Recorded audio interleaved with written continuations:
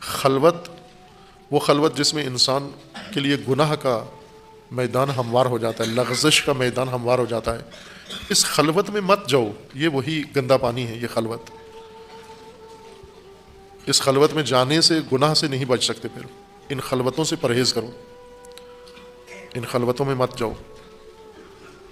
ان خلوتوں کا باقاعدہ دین اسلام نے اس حفاظتی تدبیر کی جزیات کو بیان کیا ہے کہ ان خلوتوں میں نہ جاؤ۔ کہاں کہاں نہ جاؤ؟ ایک، نامحرم کے ساتھ کبھی خلوت مت کرو، نامحرم آپس میں کبھی بھی خلوت مت کریں۔ اگر ضرورت پڑ جاتی ہے گفتگو کی، بات چیت کی، تو وہ جلوت میں کریں، دوسروں کے سامنے کریں، دوسروں کی موجودگی میں بات چیت کریں۔ ایسا وقت، ایسی جگہ مقرر مت کرو جہاں پر کوئی آپ کو دیکھ نہ رہا ہو۔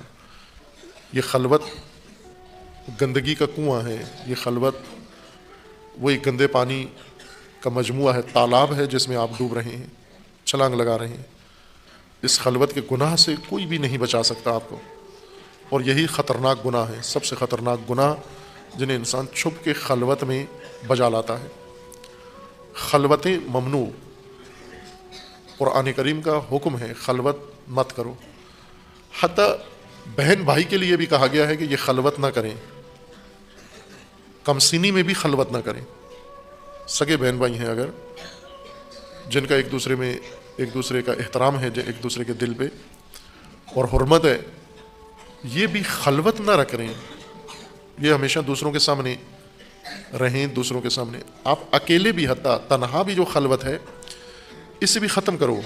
مثلا ایسی خلوت جس میں آپ نے دوسروں کے ورود کے، نگاہ کے دروازے بند کر دیے ہیں۔ اگر آپ اکیلے کمرے میں ہو تو دروازہ کھلا رکھو، کھڑکی کھلی رکھو، پردہ ہٹا کے رکھو، تاکہ باہر سے گزرنے والے آپ کو دیکھتے رہیں۔ بچاؤ ان خلوتوں سے، اپنے آپ کو بچاؤ۔ یہ خلوتیں تباہی ہیں، یہ تنہائیاں تباہی ہیں۔ آپ نے اگر موبائل استعمال کرنا ہے سب کے سامنے استعمال کرو، لیپ ٹاپ استعمال کرنا ہے سب کے سامنے استعمال کرو، انٹرنیٹ اگر استعمال کرنا ہے سب کے سامنے اس کو استعمال کرو۔ خلوت میں اگر آپ موبائل انٹرنیٹ استعمال کر رہے ہیں تو آپ دھوکے میں ہیں، آپ دھوکے میں ہیں کہ میں موبائل استعمال کر رہا ہوں، آپ نہیں کر رہے، موبائل آپ کو استعمال کر رہا ہے۔ اگر آپ دوسروں کے سامنے موبائل استعمال کر رہے ہیں تو آپ استعمال کر رہے ہیں، موبائل استعمال ہو رہا ہے، لیکن جو ہی آپ خلوت میں گئے ہیں موبائل آپ کو استعمال کر رہا ہے، گندگی آپ کو استعمال کر رہی ہے، انٹرنیٹ آپ کو استعمال کر رہا ہے، کثافت آپ کو استعمال کر رہی ہے، غلاظت آپ کو استعمال کر رہی ہے۔ اور جو انسان ان کثافتوں کے ہاتھوں استعمال ہو رہا ہو، پستی کے ہاتھوں استعمال ہو رہا ہو، وہ بہت پست ہو جاتا ہے۔ جو جتنے کسی گھٹیا کے ہاتھوں استعمال ہو رہا ہو وہ اور گھٹیا ہو جاتا ہے۔ ان خلوتوں سے اجتناب کرو۔ لغزشیں قرآن کریم کے فرمان کے مطابق ان لغزشوں میں سے بڑی لغزش گاہ خلوتیں ہیں۔ اگر ہم دینی روایات، آیات اور نصوص سے ہٹ کر تجربے کو دیکھیں اور عام فہم کو دیکھیں تو بھی سب سے زیادہ جرائم خلوتوں کی وجہ سے ہیں۔ انسان کی ناکامی انہی خلوتوں کی وجہ سے ہے۔ خلوت نشینی انسان کو پسند ہے، خصوصاً باغی عنصر، طاغی جس کے اندر طغیان ہو، یہ طغیان خلوت مانگتا ہے۔ چونکہ خلوت میں انسان اپنے آپ کو آزاد سمجھتا ہے، خلوت میں اوجل سمجھتا ہے اور یہ گمان کرتا ہے کہ میں سب کی نظروں سے محفوظ ہوں اور جو چاہوں کر سکتا ہوں۔ اور یہی حماقت ہے و بے عقلی کہ خلوت میں اپنے آپ کو انسان محفوظ سمجھتا ہے، جبکہ سب سے زیادہ محفوظ غیر محفوظ آپ خلوت میں ہیں، جہاں کوئی نہیں بچا سکتا آپ کو، تنہا ہیں آپ تنہا ہیں، اور آپ کے مقابلے میں آفات و خطرات کا ایک لشکر ہے، ہجوم ہے، یلغار میں تنہا ہیں آپ خلوت کے اندر۔ ایک یلغار آپ کے نفس کی طرف سے ہے، ایک یلغار باہر سے ہے، اور آپ تنہا خلوت میں اس کی زد میں ہیں۔ ہر ایک خلوت گزیدہ ہے۔ خلوت گزیدہ یعنی خلوتوں کا ڈسا ہوا، خلوتوں کا مجروح، خلوتوں کا مقتول اور خلوتوں کا ستایا ہوا ہر فرد ہے۔ آپ خود اپنی ایک اکیلے اپنی زندگی میں غور کریں کہ بڑے بڑے جرائم گناہ خلوتوں میں کیے ہیں۔ دوسروں کے سامنے انسان کو ایک جھجک ہوتی ہے۔ ابھی ہم سب یکجا ہیں، کوئی بھی فالتو حرکت بھی نہیں کر رہا، چونکہ سب بیٹھے ہوئے ہیں، مراد کرتا ہے انسان۔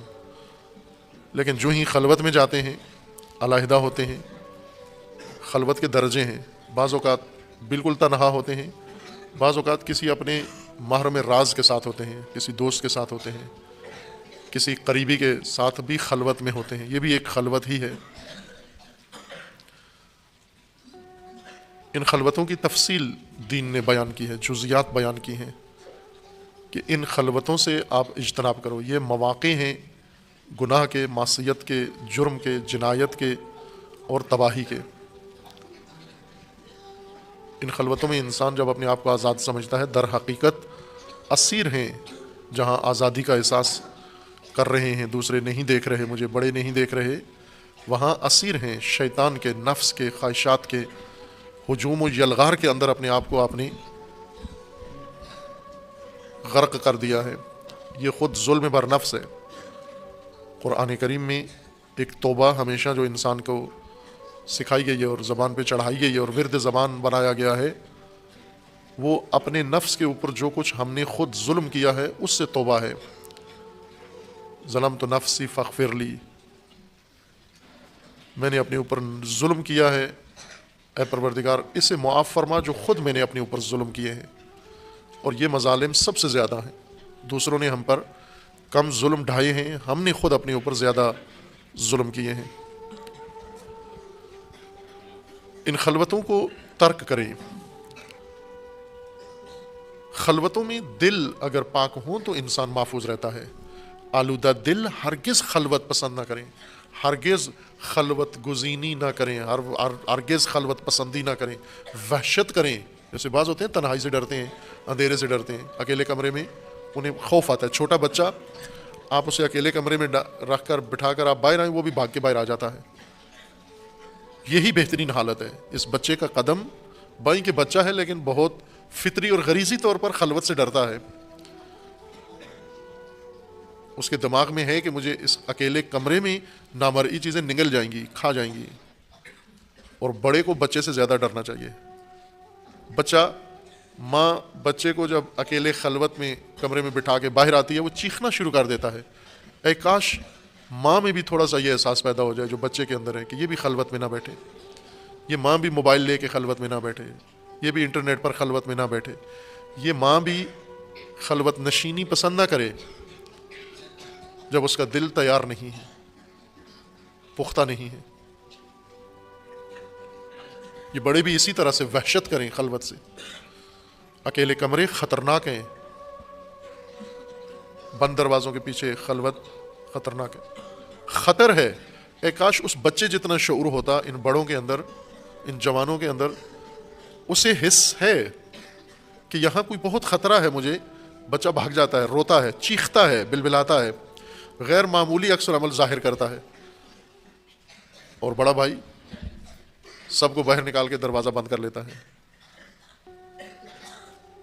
اس کو چیخنا چاہیے، خلوت میں مت بیٹھو، چونکہ دل تیار نہیں ہے، دل خلوت کے لیے ابھی آمادہ نہیں ہے، دل میں کباڑ ہے، دل میں غلاظت ہے۔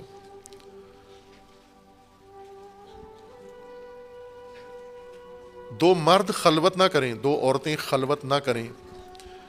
آپ سمجھتے ہو ہم تنہا ہیں، خطرات ہیں عزیز من۔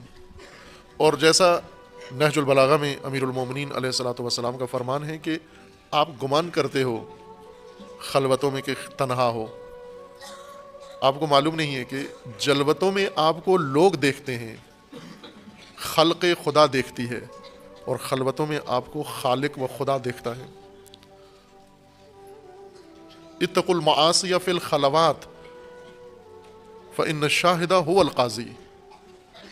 خلوتوں میں معصیت سے بچو، چونکہ خلوت کے جرم کا گواہ ہی قاضی ہے، جج وہی خود ہے، وہ جو خلوتوں میں گواہ ہے تمہارا، جو دیکھ رہا ہے، شاہد ہے، جس کی نگاہوں میں ہو، وہی، اسی نے تو فیصلہ کرنا ہے اس جرم کا۔ فَإِنَّ الشَّاهِدَ هُوَ الْقَاضِي، شاہد کوئی اور ہو، قاضی کوئی اور ہو۔ یہاں ہو سکتا ہے انسان کی شہادت غلط ہو جائے، شہادت قاضی نہ سمجھے، قاضی شہادت کو ٹھکرا دے، لیکن جب خود قاضی شاہد ہو جرم کا، وہ خود آنکھوں سے دیکھ رہا ہو، اور اس کے سامنے یہ گناہ ہوا ہو اور اسی نے فیصلہ سنانا ہو، پھر انسان کی نجات کا کوئی امکان نہیں ہے۔